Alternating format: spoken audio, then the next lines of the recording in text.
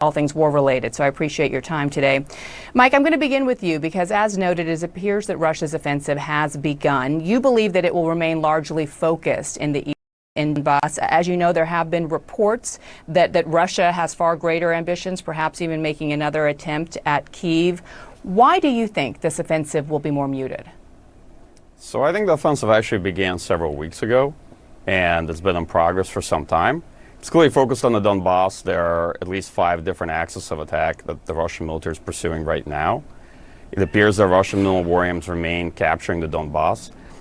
In terms of Russian military offensive potential, it's rather constrained, and just looking over the last couple of weeks, they're having a pretty hard time in this offensive and have not made significant gains. I likely think it's going to, although it may increase in the overall intensity. It's not clear that the Russian military has yet committed reserves to try to exploit any one of the directions in which they're attacking.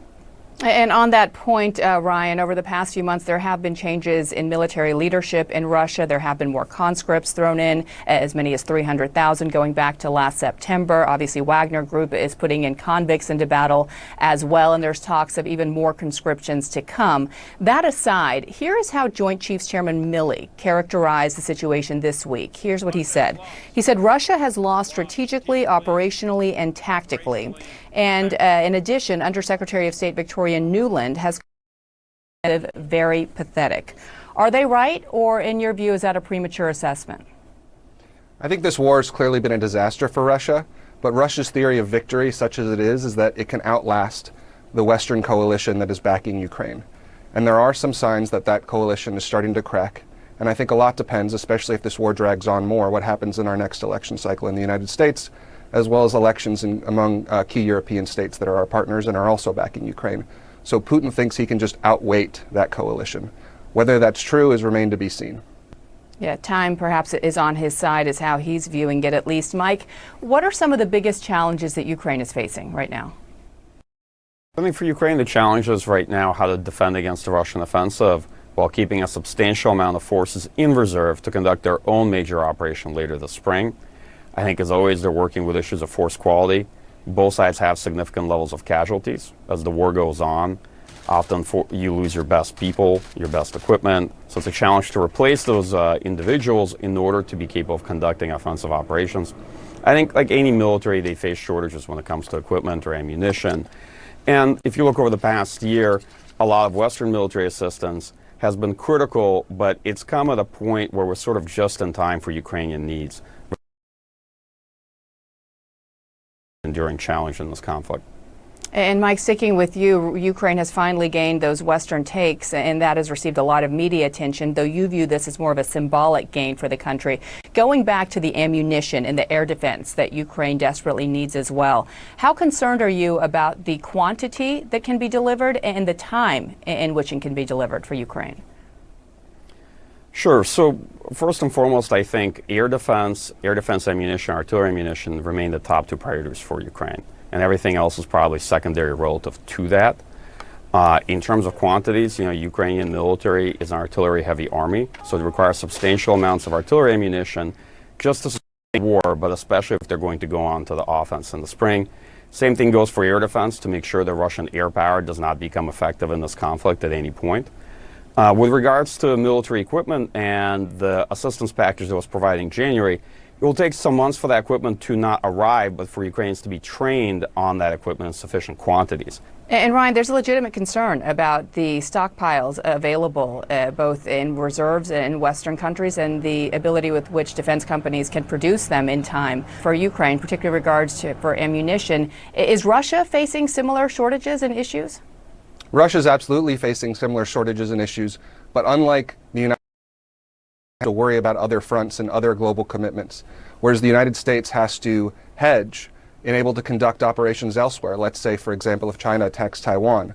But what this has really drawn attention to, especially among a lot of my colleagues, is how brittle the U.S. industrial base is, especially when it comes to producing things like artillery ammunition and other forms of ammunition, and even gunpowder. I think a lot of your viewers would be surprised how few facilities actually produce these things in the United States.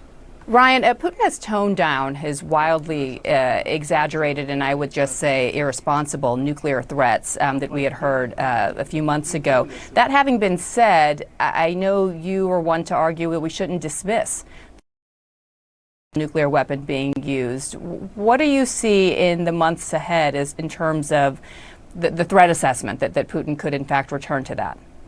I think Putin's strategy is primarily, first and foremost, driven by his sense of regime security. And if he views that security at risk, I think he's more likely to take reckless acts. And one thing that we've seen from Putin is he's actually a very poor judge of how his adversaries and even his partners like China will react to his risky gambits. So I think that he's still got a few really bad decisions left in him, and I wouldn't put him past him to escalate to low-yield nuclear use on the battlefield. And not just one, but perhaps several, especially if there's major setbacks for the Russian forces on the battlefield. I still think I think it's something that we have to take seriously and not just dismiss out of hand. Yeah, it's not zero. I mean, the probability is not zero that could take place.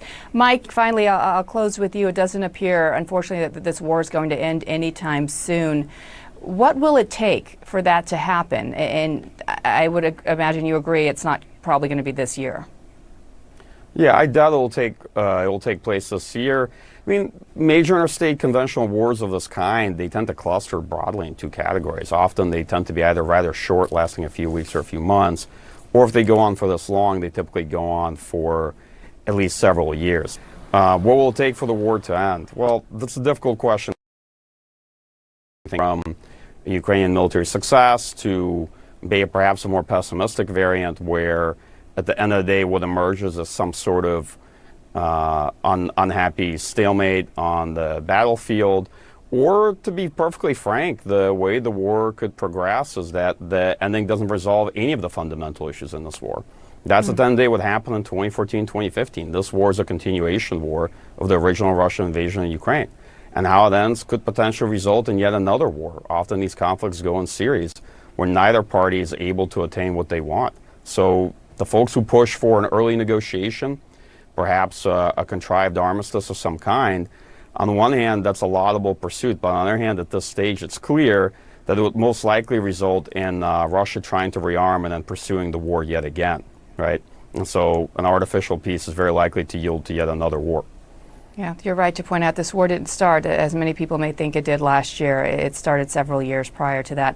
Mike Kofman, Ryan, thank you so much for your time. I'm looking forward to your future conversations and podcasts. Thanks for having us. Thanks for having us. Well, up next on GPS, another country caught in Putin's crosshairs. I'll tell you which one when we come back.